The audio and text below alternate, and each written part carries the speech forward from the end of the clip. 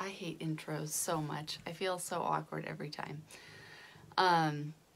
Yeah, and today it's the morning actually, and so my voice is tired and I'm tired, but we were really busy all weekend, so I didn't get a chance to record before.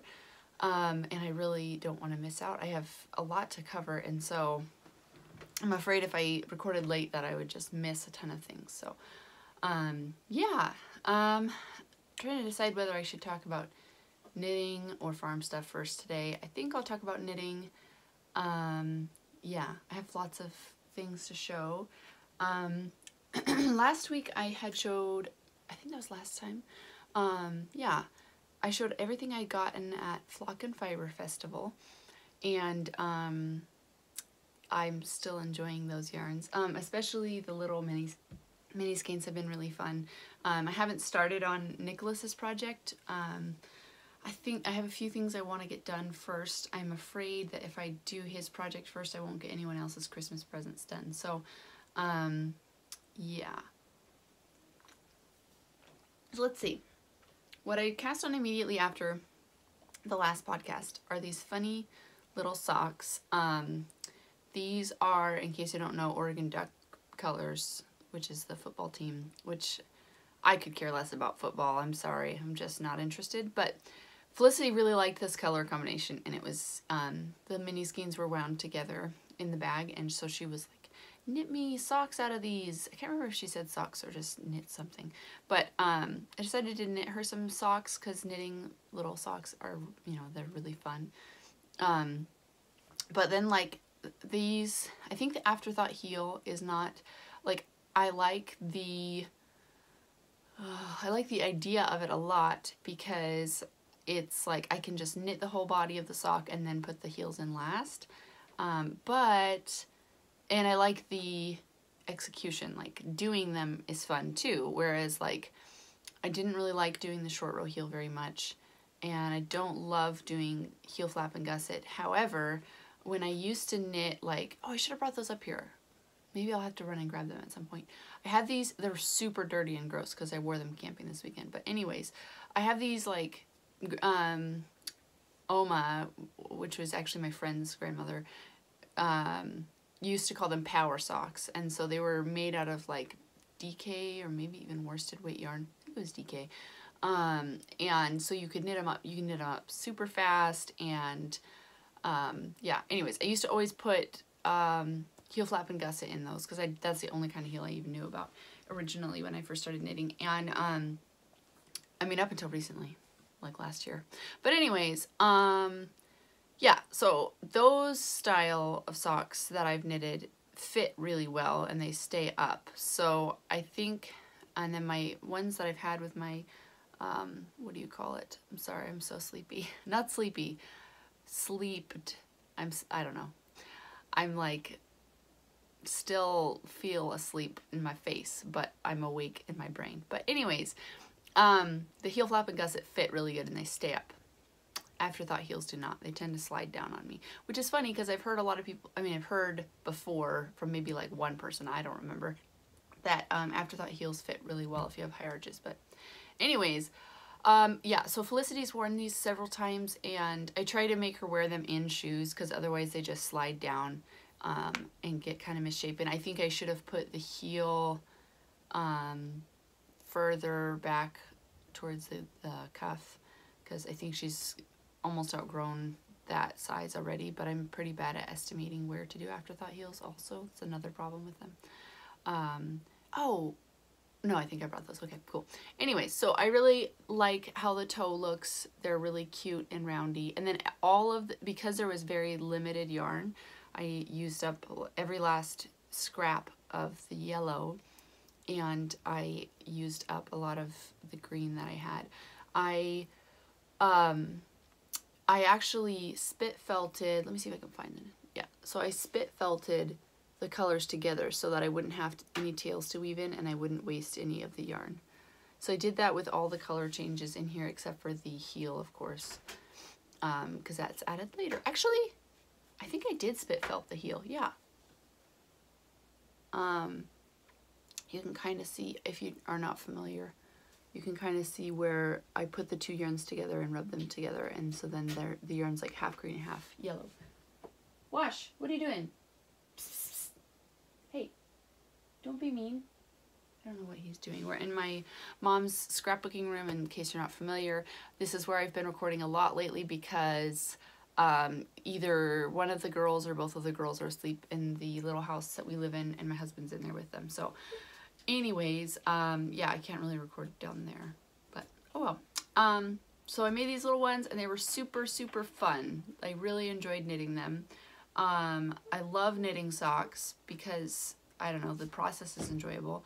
However, then once they're done, I get so, like, irritated by how quickly they get felty and just scuffed up and dirty, and I'm just like, no! I mean, she's only worn them like 2 or 3 times, and they're kind of, like, gross on the bottom, and anyways, I should have washed these also, but it just makes me sad, but I love knitting socks, so it's really irritating, because I'm like, I like the process of it a lot, but I just don't want them to be worn and worn out. Particularly, all of the, like, really pretty lacy patterns out there, and ones that take a little bit of time and effort, I'm like, I want to knit those because they look really fun, but then I don't want anyone to wear them. I want to hang them on the wall or something. Which is silly, but I think I might start going back to just knitting power socks because, which that name is so funny, and people have no idea what I'm talking about when I call them that, but they're just really warm, like extremely warm and comfy. So, and last time I wore them with a pair of, I won't show you my dirty socks, like cotton regular commercial socks underneath, and that really made them more, I don't know, like less really hot on your feet because they're really, really warm, because the ones I made were wool. And then I took those camping, and I guess I'll try and find a picture to insert of them instead of running down and getting them. And they were super warm and really nice. I was so grateful for them when we went camping because it was cold. But anyways, so I think I might go back to knitting them because you can knit a pair of them in like a day or two pretty easily if you have a lot of time to knit or whatever. But yeah, so they're super fast and fun, and you get that instant gratification. So yeah, and they're very warm and practical, and I feel like because they're bigger and heavier gauge, they don't wear out quite as quickly. So yeah, and it's not as torturous when they do because it only took you a day to knit them. Okay, next on the docket we have a couple things. Right after I recorded last time, I think I did those little socks, and then I took these babies out. Look, there are actually 2 of them now. Speaking of socks, I had knitted this as a tube, and I just took it along, like it was my car knitting, and I took it wherever I went, and I don't go that many places. So anytime I was getting the oil changed or going to the dentist or whatever, I would knit on these. And sometimes like hiking or the zoo or whatever. So they were really handy for that. But once again, like I was saying, I don't love wearing the socks because I'll wear them out and that makes me mad. But oh well. Maybe I'll experiment with some more like high twist yarns and maybe they're tougher. I don't know. So I made these guys. I have not put the heel in yet because I forget how to estimate my size, the heel flap and gusset. I thought I would just grab the last pair of socks that I put a heel in and compare them, but I can't find them. I'm pretty sure they're at the bottom of our laundry basket, our clean laundry basket. But our 16-year-old cat is always sleeping on top of our underwear pile. Clean underwear. Anyways, and I think the socks are on the bottom of that pile and I never want to disturb him. So I need to put heels in these, but I split them and I put toes, and that was pretty fun. And I still have quite a bit of this yarn left. It's very not dense. What's the opposite of dense? Light.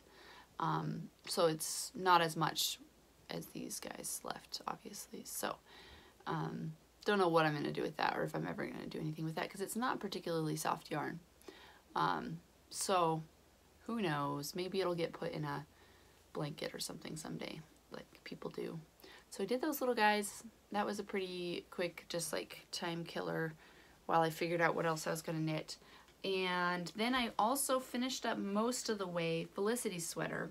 However, I did something dumb in the process. So what I was doing with this project was making like a little clone of my Ramona cardigan for like kid size.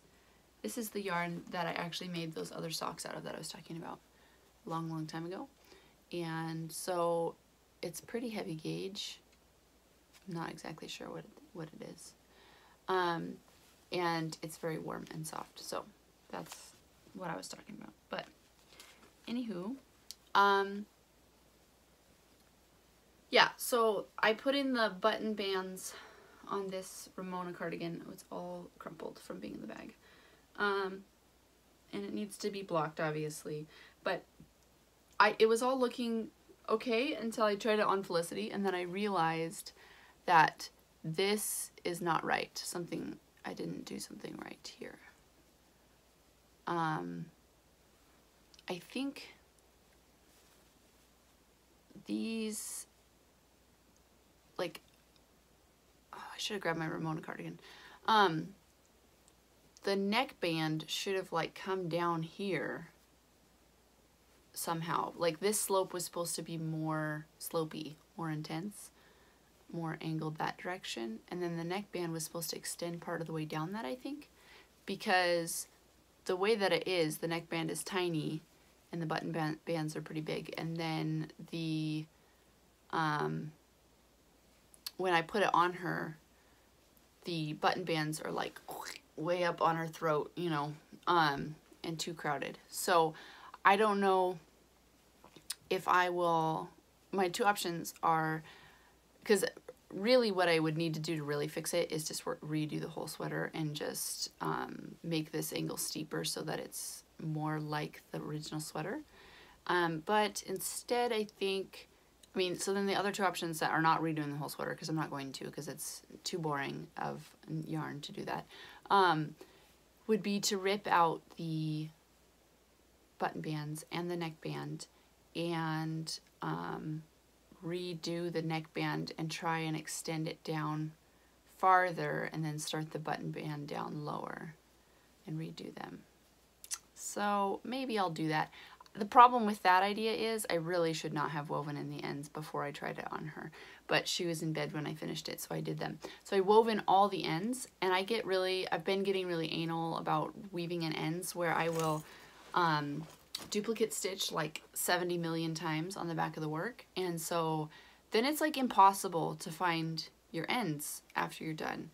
They're very well hidden, and then they quickly become kind of felted and really difficult to get out. So if you need to frog something, it can be a really big pain if I've already woven in my ends. So that's annoying. Hopefully, I don't know, I can see a couple tips of the ends, so hopefully that'll make it easy enough to do. But I am not motivated to do it right now. It was just a really, like an impulse cast on, and I just wanted some plain stockinette knitting, and that's what I got. But now doing the button bands is not very fun or exciting, and so I'm just like, oh, I don't really want to redo it, but I need to, because otherwise it's going to be kind of useless. Oh, the other way I could fix it would be to ignore the problem, put in buttons, and just never button the top button or two, which is kind of lame. So those are my options. I'm not sure what I'm going to do. Probably I will eventually get the motivation to rip the button bands and neck bands out and then try again. But I need to look. I should have had my Ramona cardigan in hand to compare it as I progress to make sure it matched, but oh well, live and learn. I mean, I'm not going to probably clone too many patterns, but whatever. And that's just for fun, obviously. But yeah, it's a really super good pattern. I think I should make more of them for myself.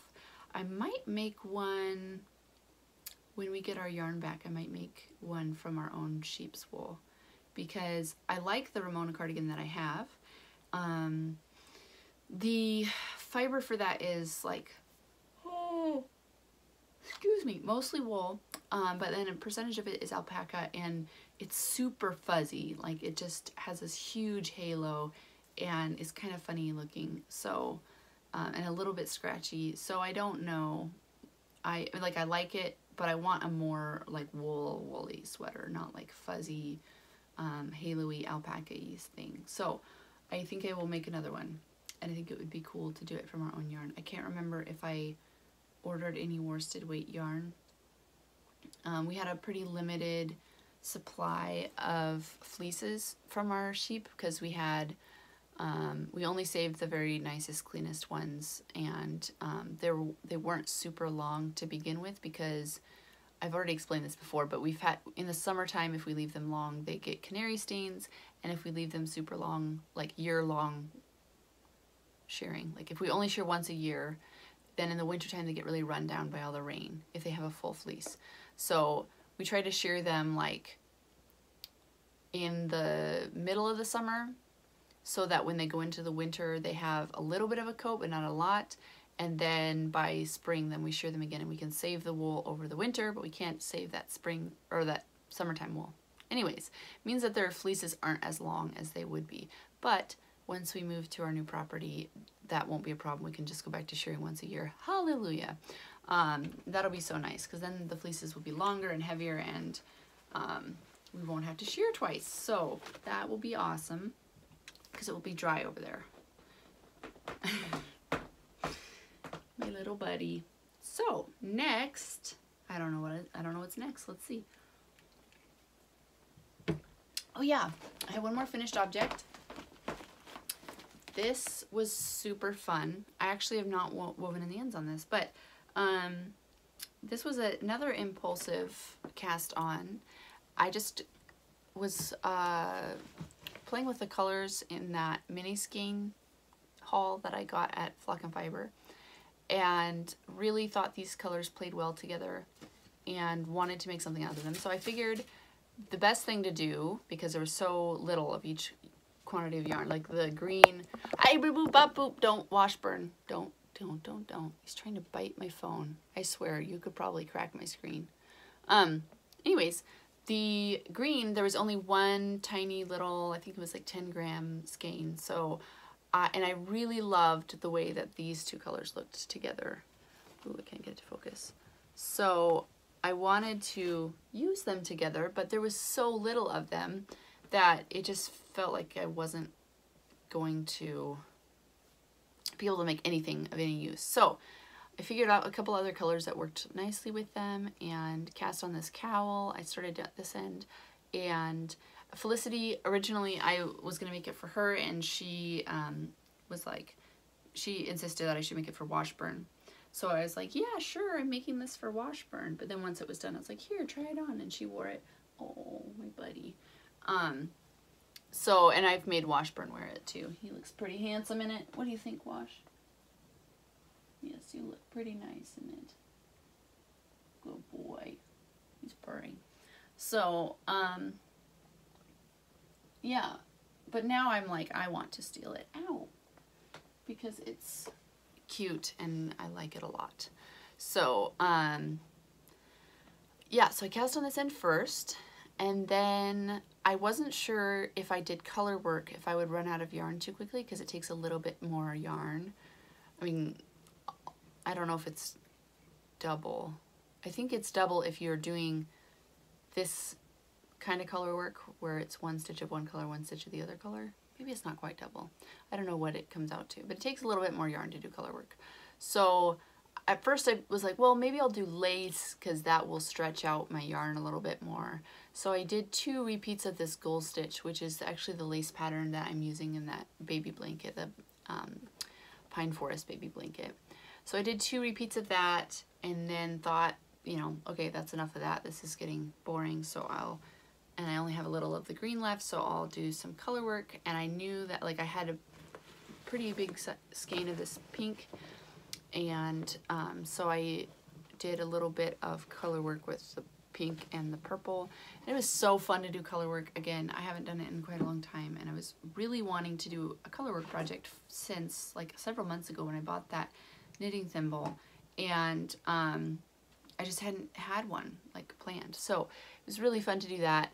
I did a weird little random pattern there, and then a diamondy pattern there, and then another one by one, and then I ran out of the pink, so then I did a row. I just used up the green, knitted till it was gone, and then knitted with the purple until, I think, until it was gone.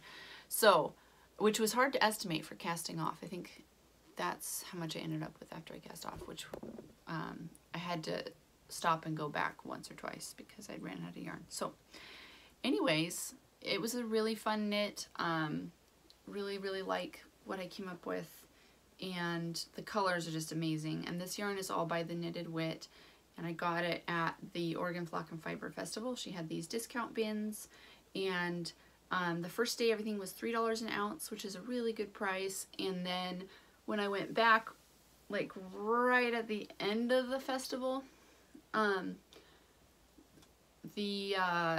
she was like packing up, and they had just little tiny mini skeins in there, like these guys, and some of them were kind of mixed and matched together. And I got them for, and then they were priced at $1 an ounce. And she actually gave me a discount because it was like right at the end, and she's really nice, and so I got them for even less than that. So it's super cheap, and I got a bunch of mini skeins, and I'm just, yeah, really pleased with them. And I'm trying to think what other little projects I could make out of them. I'm considering making another one of these cowls, but with a different color. I've thought about doing a really bright one for Felicity and stealing this more neutral one for myself. And I thought about doing them like this navy and, what do you call that color? Goldenrod, neon, and blue. I don't know. I thought that would be kind of a fun color combination, maybe. I don't know. And so I've thought about using that for a cowl for her, but I don't know if she'll wear a cowl. She says she really wants mittens because when we went camping, her fingers were frozen. And I think she would wear them when we did stuff like that. But yeah, not sure. So that's one thing I'm thinking about casting on. I do really like that color combination, so I might make mittens out of that, or I might make, yeah, a cowl. The other thing was these guys I showed you before. I don't think they're gonna work for the mitten pattern I had picked out. I'm not sure that they're gonna work for mittens at all.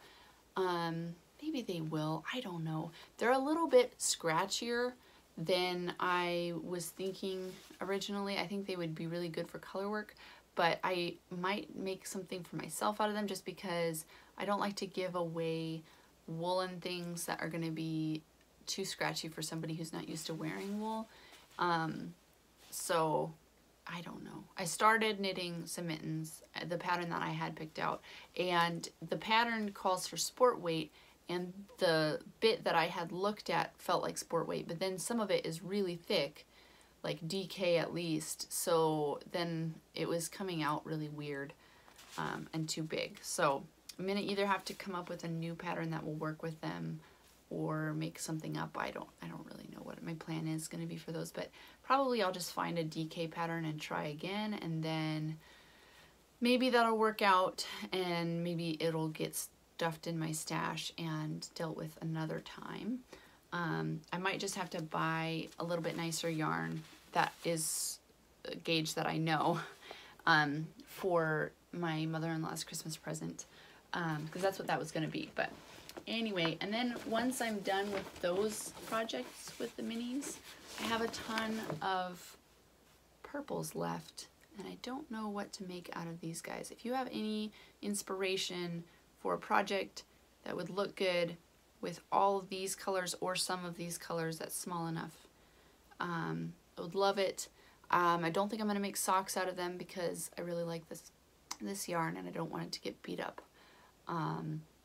But yeah, any more ideas would be great. Color work would be really fun. So any pattern suggestions, please comment. I would love that. I think that's all that's in that bag. Next I have, well, I guess this is on the same thread of thinking. I still need to put heels in these socks that I made Felicity a while ago. Haven't got around to that. And then I cast on, Felicity picked out and wanted mittens out of this color combination, which is very Christmassy. So I thought that was fine if that's what she wanted. Although part of me wonders if I should save this. But if I put this green with like this, then it's Barney Central. So that probably isn't gonna work. But anyways, I don't know if this is actually gonna be enough yarn for mittens for her. I did her little tiny cuff because she's tiny. And then I had started doing the color work and realized that I needed to rethink the like I needed to add plain rows of green, otherwise they would all be mashed together. So anyways, ripped that back last night. So that's the next thing I'm doing, and that's on 3mm needles, my Chaogu red lace as always. So I think I'm probably gonna play with that today because we're finally staying home and not doing anything. So that's exciting. And then the only other thing I've really worked on has been a little bit on this project. We did a lot of driving this weekend and a little bit last week. I can't even guesstimate how many hours of driving. Yeah, like 4 hours one day and then 3 hours the next day and then 3.5 or 4 hours the next day and then like 7 hours the last day. So it was a lot of driving. So I worked a little bit on this, but I couldn't do very much of it because I kept getting car sick, which is really annoying. Or I was navigating and Nicholas was like, stop knitting. So yeah, this is the pine forest baby blanket. I put it on my really short cable. This is actually my hat cable, I think. Because it doesn't get used very much, and I was like, oh, I can put it on here and then I'll have another cable finally. I was just whining about that last week. So it's coming along a little bit. I've got a little bit done. I still have one full skein, 50 gram skein, and then pretty good size amount on this one. So maybe it'll be big enough without having to buy more. We shall see. But yeah. Anyways, that's that. There's not much to say about it. It's not a very, like, you have to actually look at it when you're working on it. So it's, yeah, it's fun when I have a chance to actually look at what I'm doing. So it's not the best car knitting, but it's not the worst either. But anyway, there's that. And once again, it's super, super soft. I need to finish some things. I feel like I've got a few things that have been on the needles forever. Okay. So that's that. The last thing I have to show you is just my planned project, something I'm planning to cast on soon. And so my mom really liked the yarn I used for my Stormy Sky shawl, the blue. It's like stripy sock yarn kind of. And that's a weird yarn choice for a shawl, but it turned out okay in that application. And so she really liked that shawl, or more just the color of the yarn. And I was like, oh, I finally found something that she might actually wear and I can make her a project. And then she, all the patterns she liked would not have looked good with the stripy sock yarn. So finally I was like, maybe you'll like this pattern. And I showed her the Celtic Myths shawl, which I had bought yarn for myself. And she really liked that. And I let her feel the yarn, and she deemed it soft enough because she's a non-knitter and everything feels scratchy to her. So this yarn is really, really nice yarn. Melamia from Sweden, naturally soft merino. And I think it's fingering weight. But yeah, made in Italy. It's really nice. It's got a lot of twist to it. Ooh, I can't get it to focus. Let's see. I'm failing at this. But yeah, it's got a lot of twist to it and it's really soft. Just a very, very nice wool. And I think it'll have very good stitch definition for the cables in that pattern. And I have, I think, 5 of these little guys. And I spoiled myself with buying these because I really wanted to make that project. And I was going to make it for myself, but I don't know how much I'll wear it realistically anyways, because it's light colored and I'm always afraid of getting things dirty, and yeah, it's not totally my style, even though I think it's really pretty. So I'm gonna make that for my mom for Christmas, and that will be really cool. Hopefully she'll actually wear it. If she doesn't, I will steal it back from her. I'm gonna let her know that. I'll be like, if you don't wear this, I'm taking it back. because knitting doesn't come easy. So anyway, I guess I can talk about some life stuff for a little bit. This last couple of weeks, my mom actually is out of town and visiting her sister, so it's just been me and the girls at home, and that's been nice. Yeah, I'm just really enjoying them. They're so fun and sweet and cute and yeah, funny, hilarious. Felicity's hilarious. So that's been really nice. And then this last weekend we had... I have to get ready to go to work now. Okay. Shoot. Anyways, I guess I'll record later. Let's try that. Hello. Okay, so this morning I had recorded the podcast a little bit, the knitting section, and I was just getting down to talking about, oh, I don't know why I'm explaining this. You probably just watched it. Anyways, so Nicholas is at work and Felicity is right outside that door playing with toys. She was in here with me, and I tried recording and I could not think at all because she was just talking. She probably is still gonna be a little distracting, but anyways, and Daisy's down for naps, so I'm gonna try and record. This last week we went down to La Grande, Oregon, which is about 2 hours away, and we picked up 4 new yearling ewes, and actually I think they're 2, yeah, because they're old enough to breed now. So 4 ewes and a ram, which is really exciting. We got a polypay ram finally. The last 2 years we've bred to we bred to a Glen Forest, and before that we bred to a Black Welsh. So both of those were terminal crosses that we weren't gonna save any lambs out of for breeding. So we'll finally be able to retain lambs and grow our flock again, which will be awesome. Especially because if any of our older ewes are infected with contagious mastitis, if they need to be culled, it would be really nice to have clean replacement animals that don't have the disease. So, yeah, we're just gonna be dry treating that this winter in case they have it, and in the spring when everyone lactates, we'll test them all and figure out if anybody is infected and who isn't, or you know, I don't know. We'll see where we stand then, because right now we have no idea. I think we'll probably end up getting rid of the 4 does that we have. We'll probably save all of the doelings that are born next year and get rid of the goat mamas, because we know that they are infected, and they've been lactating for such a long time because we left the goat kids on the moms all summer, and so that long lactation really gives the contagious mastitis a chance to embed itself in the tissue, which makes treatment really unlikely to be successful. So I think we're just gonna cull the does. They're not particularly special animals. They're not friendly at all. They're just production animals, and they've been good. They've done a good job and are not too hard to handle or anything, but they're not pets. We're not attached to them. They're not anything special genetically. So we'll just save the doe kids, good Lord, I can't get it right. Doe kids out of them next year to start a new flock or herd.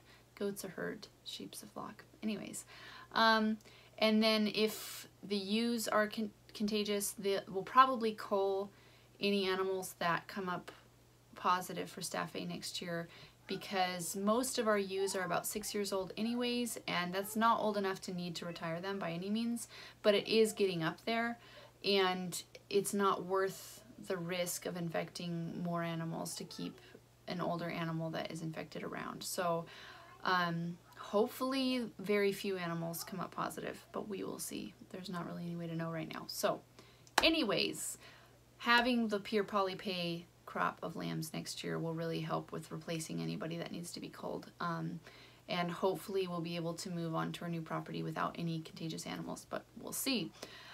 And what else? The biggest thing this weekend was we went to camp out on our property, and that was really fun. I had before been like, I do not want to camp with little kids. That doesn't sound very fun at all.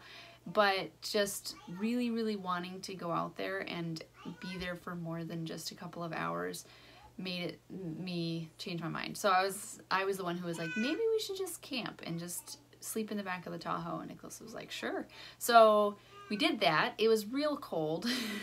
Like here, it's very wet lately, and it's because I am looking forward to the move and everything. I feel like the rain is already bothering me because I'm like, it's so freaking wet. I just feel so sorry for the livestock. Like, the sheep are just soaked, the horses are all soaked, and it's just miserable, and I feel really bad for them. So I'm really looking forward to moving. But it's really cold over there already. Like, we got there probably 3 or 4 p.m. and it was really cold. I put on snow pants and my shawl and knitted socks and a hat and was like bundled, and a wool sweater, and it was still just like really cold. I was amazed. So I mean the elevation is like 4,300 feet, which is close to the same as Mount Hood Meadows, which is like a skiing resort. So yeah, it was real cold. It was impressive. So I thankfully had brought snowsuits for both the girls, and so we were all okay. I was a little nervous about keeping Daisy warm because she's like a year old, so little people are scary, and I always am like protective of her. So it was a challenge keeping her warm. And then when she's all bundled, it was really hard to put her in the backpack. So that made it kind of hard to manage her because she didn't really want to be carried. But then you'd set her down and she'd like crawl in the dirt and get cold and unhappy. And I would set her on a blanket and she would just go right for the edge and go for the dirt. So I don't know. Yeah, so it was really fun, and we did, you know, a campfire and cooked eggs on the little propane stove and did that. And Felicity really, really was into helping build the campfire and helping cook the dinner and all of that part of it, and she really loved it. And she was like helping Nicholas carry branches he cut down a juniper, his inaugural tree cutting, and so she just was really into it. But when it came to time to go to bed, she was like, I want to go home, and she's just like me and such a homebody. And yeah, so she didn't like going to bed. I laid them both back in the back of the Tahoe. I had a foam pad and a ton of blankets, and it was a pretty thick foam pad, like one of those memory foam mattress toppers. And so it was really comfortable, just cold. So I laid them down, and they both went to sleep eventually after some crying and whinging, and but yeah, it was okay. But then when it came time for us to go to bed, and we went to bed at like 9 because it had been dark for a couple of hours already, we tried putting like our feet facing towards the girls' heads because it was kind of crowded for all 4 of us to be lined up. But that didn't really work because the car was slightly angled down, so our heads were downhill. So then I woke up feeling like I was gonna throw up, and I was just like, oh my goodness. Yeah, so I got turned around and was next to Daisy, and then just like we couldn't move at all, and I was still wearing all of my wool and my like socks and sweaters and layers. And so then I woke up feeling like super claustrophobic and like I couldn't breathe, and so just didn't sleep good and couldn't go to sleep until like 11. I slept for a tiny bit and then woke up again. I think we had the dogs in the front on the floorboards because the front seats were full of like our supplies and stuff. So the dogs were in the front on the floors, which is a tiny space for three of the dogs were with us. And so they kept digging, trying to get comfortable and waking us up. So it was not very restful at all, but it was super cool to be out there. And of course, Felicity woke up with the sun and was waking us up. And I'm like, leave me alone. I'm finally sleeping. But yeah, I was glad after my anger wore off, I was glad that she woke us up because I was really expecting the view to the east to be pretty because that's over here. The sunrise is always really beautiful off to the east, and it doesn't really do much in the west. So I was looking up over the hill, and you couldn't see anything because of the hill. But then we turn around and look at our view, which is like mountains and the valley and everything. And it was so gorgeous. And it was just like lit up pink and peach and just so, so incredibly pretty. And that just made me really excited to be out there and to wake up to that every morning. So I can't wait. We are going to do a YouTube channel for all of that side of things. And I'm sure we'll talk more about the farming stuff and the pasture management and the sheep and things on that channel than this one. So if you're interested in that side of it more, then that is going to be Off-Grid Homesteader is going to be the channel name. Right now there's not really anything on there except for we have some old videos of like our dogs working and some projects that Nicholas has done. He has a video about how to butcher rabbits and things like that up there. But we'll be doing more vlog style, talking about what we're doing day to day, and then probably do some explanation on some of the off-grid stuff and solar. So that will be eventually be up. Our next step is to have the septic holes tested, do the perk test, and then dig the well. And then we have to wait until springtime before they can, we'll dig a septic and everything, and then we have to wait till spring before they can inspect that. And we have to get our land use permit this winter. So we've got a lot of things on our to-do list. We can't actually like live out there full-time until next spring after they can examine or inspect the septic field. So yeah, that's where that stands. But after being out there, Nicholas really wants to, we've talked about a fifth wheel, we've talked about a yurt, we've talked about a bunch of different things, and I think what we're leaning towards now is building a tiny cabin about the size that we live in now, which is like 200 square feet or less, and because I think that's as big as you can build without a permit. And we're not going to put it on a trailer or anything, we don't need it to be mobile, so we're just going to put up something really simple and insulate it really heavily and put a wood stove in it, and then we can put the loft for me and Nicholas to sleep in and a really small bedroom like the girls have now for them. And that way we can go up there and visit and camp this winter and actually enjoy our time there and not be freezing our butts off the whole time. And then May can actually like crawl around and play and not just be filthy the whole time. So that'll be really cool. Hopefully that plan actually sticks and he doesn't change his mind again, because there's been a bunch of different ideas floating around, but that's what we're thinking now. So when we get to that, we will be posting all the videos of building and everything up on the other channel. So if you're interested in that, feel free to look.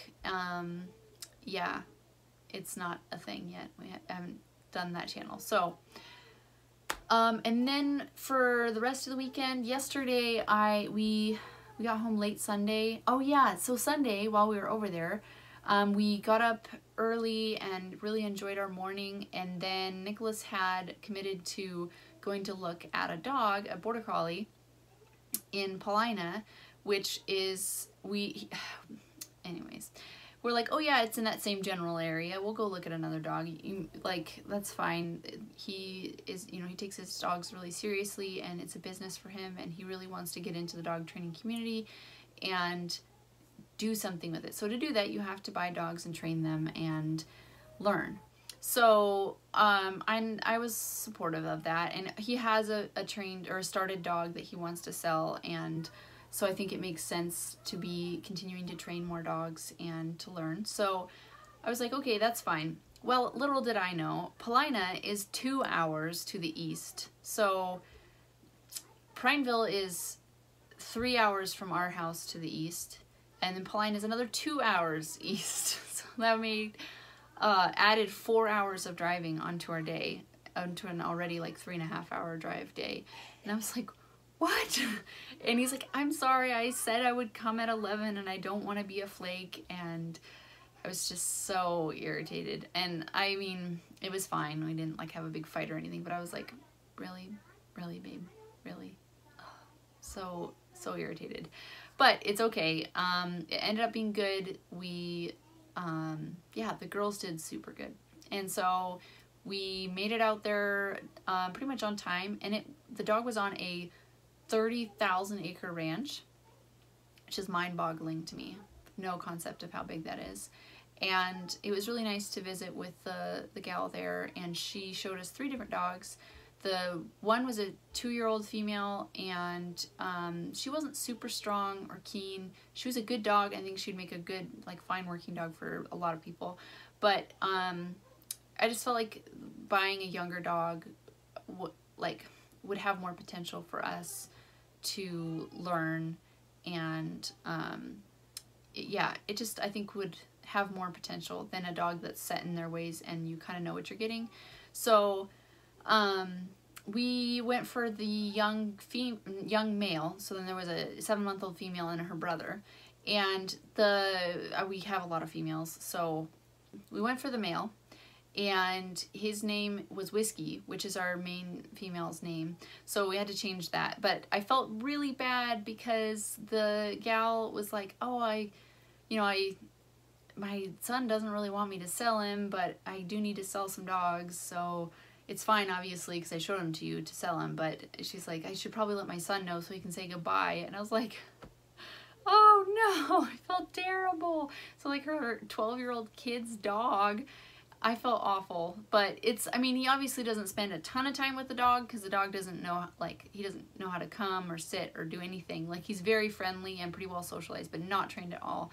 So it's not like they're like, he's not like a house dog that they like spoiled or anything. But I just felt really bad. I hope that the kid can forgive his mom because I feel awful. But she didn't say that until like after we had decided like this is the dog we're gonna take. I felt so bad. Anyways, I hope the kid can get over it and that they weren't that attached. So yeah, I felt awful. But anyways, Felicity has a little stuffed dog that she calls Saddle, and so we are just calling the dog Saddle for now. We're not going to change his registered name. It's Blake anyways, and I'm not going to call a dog Blake. That's such a... Actually, that's... Anyways. So, yeah, that was the thing. So now we have a lot of dogs. We have 5 Border Collies now. But we're going to hopefully be selling Brandy soon. So then we'll be back to 4, and we'll hopefully stay at 4 for a long time. Yeah. But... anyways, I think we'll have a lot more potential for getting involved with dog training over there. There's a lot more people into it. So, yeah, so that was exciting. And then yesterday was the day after we got home. We got home super late on Sunday. And yesterday I got up early and went to the leased property and moved all of our sheep fence. That was not as fun because it was raining and I was really wet. Like, I just, after spending a day over in Central Oregon, and it was pretty cloudy and it had rained a couple days before, so it wasn't super dry over there, but it just is such a contrast between the two. Like, it was sunny and bright and nice over there, and then you came home and it's just dark and wet. Is it wet? Poor babies. There we go. Sweet. And there's the fence line back under those trees. And up here. And up there. Just got to move the fence charger and the mineral and find the dog wherever he went. And then I'm done. So I was soaking wet and moving sheep fence, and it was fun, but I mean, it was work, but it was good. And Nicholas watched the girls, so that was good. Got that done and went to the feed store and bought another like 1,200-pound bale of hay for the horses and sheep. They've been going through one of those like a week now. So yeah, it's been good times to be had. So yeah, otherwise, I don't know what else is going on, but I'm sure there's other things. But anyways, I really appreciate you guys watching. I'm sorry that this week's episode was, or this, not week, 2 weeks episode was weird. And hopefully next one will be a little more organized and better. And I apologize, but thank you for watching if you've stuck with it this long. And if you haven't already, please like and subscribe. I promise my next episode will be better. And yeah, please subscribe and comment. I would love to hear from you guys. Just, yeah, anything, any suggestions for patterns or projects for the yarns I showed would be great. Yeah. Anyways, stay cool, you guys. Bye. Daisy's having her very first campfire because she was very cold. Don't put your cracker in the dirt. Gross.